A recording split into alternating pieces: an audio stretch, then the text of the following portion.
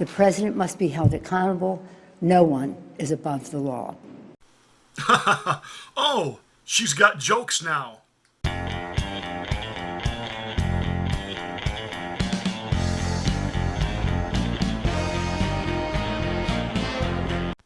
No one is above the law.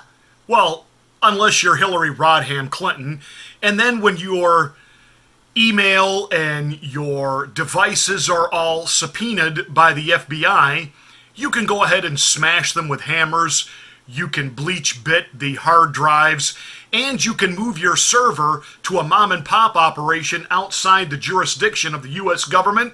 Therefore, there's no public record of anything that you were up to, the classified information you were sharing, how many foreign entities might have been hacking into your system, obstructing justice, but hey, you're Hillary Rodham Clinton. And because, well, you know, you gave away 20% of our uranium to Russia and then ended up with multiple millions of dollars from Russia in the Clinton Foundation, and your hubby got $500,000 per speech speaking gigs in Moscow, which had to be some kind of speech, let me tell you. You know, you're above the law.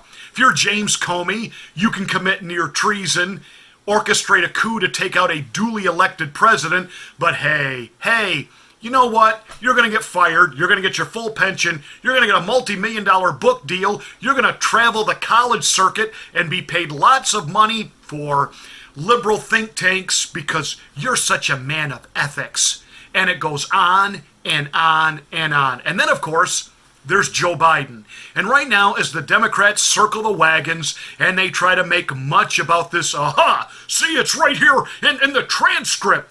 Trump admits, and see, he put pressure on the Ukrainian president to do what?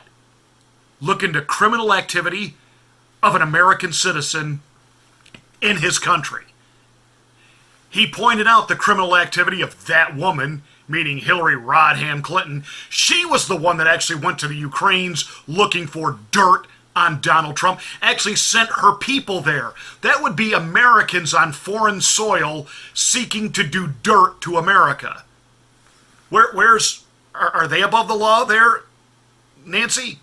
And by the way, explain to me again how you've been in Congress for what, like a century and a half, and you go in as like a member of the middle class, and now you're a multi-millionaire, and you and Bernie and the rest of the Democrats want to put it to the middle class, you want to put it to the working class, you want to put it to even the wealth class that creates the opportunities for the middle class and the working class to do better, but yet you yourselves are somehow exempt from all of that as you become millionaires while serving in Congress.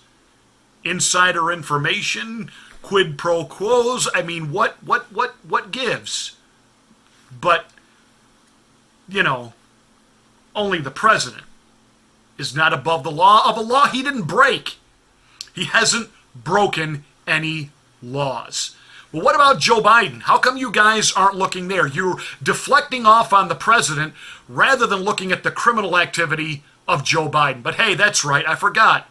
Your willing cohorts and the mainstream lying legacy corrupt propaganda media, they're not interested in that, are they? What actually happened with the Bidens in Ukraine? We'll fact check the conspiracy theory. Trump is making a wholly unsubstantiated claim when he alleges corruption by the Bidens. There is no evidence of any wrongdoing. President Trump has repeatedly suggested, without evidence, that Joe Biden used his VP position to pressure Ukraine to fire the country's top prosecutor. There's no proof whatsoever that Joe Biden did anything wrong or that Hunter Biden did anything wrong. Does it look great? It doesn't look great, but there's no evidence there. These things just kind of were both occurring. This could end up being like the 2020 version of birtherism. Ooh, Joe Biden did something bad in Ukraine. Oh, it's just a conspiracy, and, you know, I know there were some things that went down and the timing looks a little bad, but there's no evidence. There's no evidence. Really?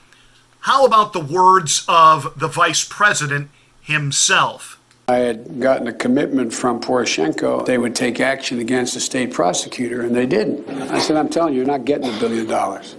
I said, you're not getting $1 billion. I'm going to be leaving here, and I think it was, 6 hours? I looked, I said, I'm leaving in 6 hours. If the prosecutor's not fired, you're not getting the money. Oh, son of a got fired. So let me get this straight. The vice president has a son who was thrown out of the Navy for continued drug use, a son who by all practical definition would be considered a bum, and if his last name were Smith or Jones, he wouldn't have had any of these gigs, and yet he gets on Air Force Two with his daddy.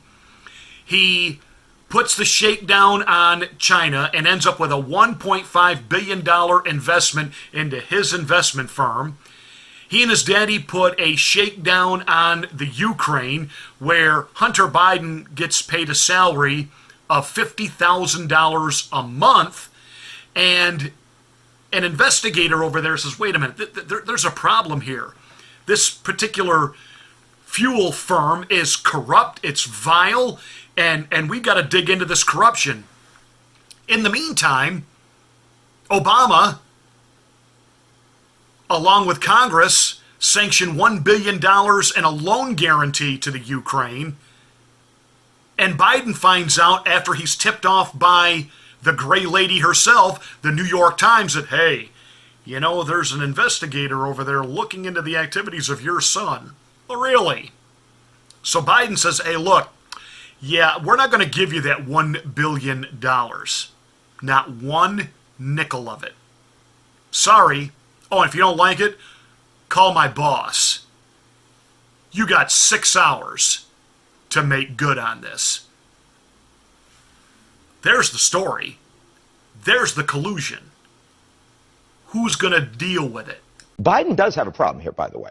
I mean, I have to say, $50,000 a month for Hunter Biden, clearly to be selling influence, because otherwise no one would ever pay him that kind of money for a company that, frankly, was pretty corrupt and has been before and has been since under And is that Joe Biden's fault or problem? No, but it's hard to imagine Joe Biden wasn't aware of it. And I think that I expect that President Obama, if he had known about the reality of this situation, would have probably told Biden, get rid of this. So I think there are great risks here, and no one really knows how this is going to play out.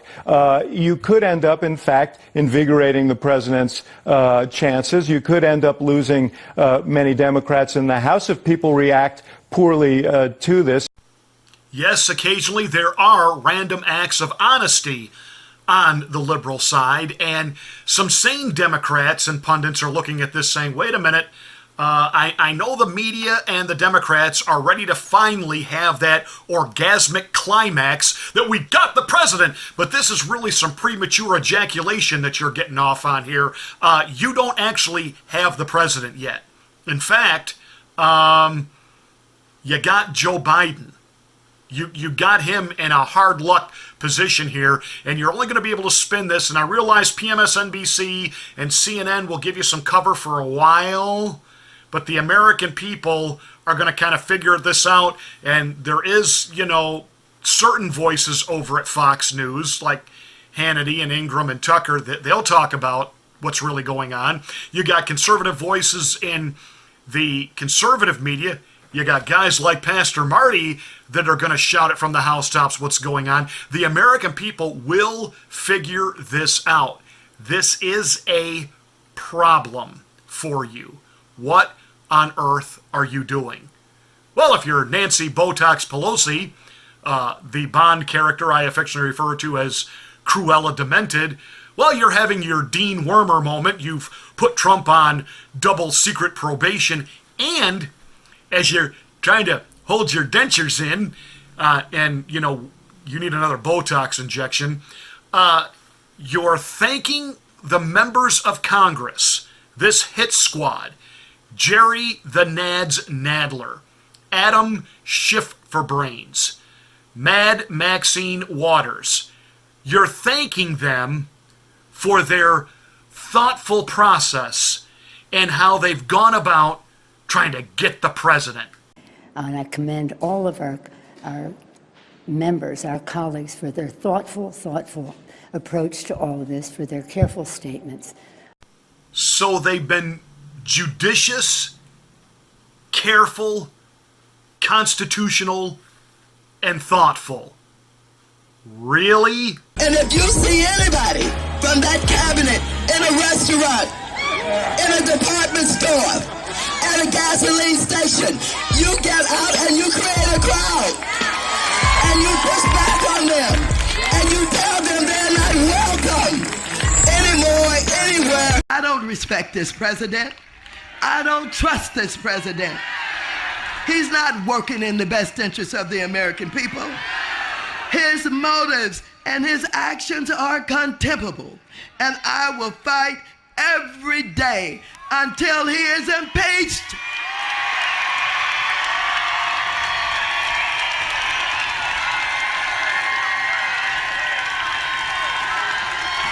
Impeach 45.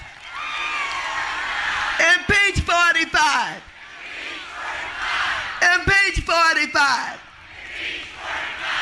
People love you and you win. And when your son looks at you and says, Mama, look, you won, bullies don't win. And I said, baby, they don't. Because we're going to go in there, we're going to impeach the Well, there I go again, clouding a perfectly good spin and propaganda from the Democrats with, facts. Hey, thanks so much for watching this video. I really do appreciate it. I really do read your comments, and I thank you for it. I thank you for your support. Continue to share these videos. Please make sure you're a subscriber and smack the bell for my next rant.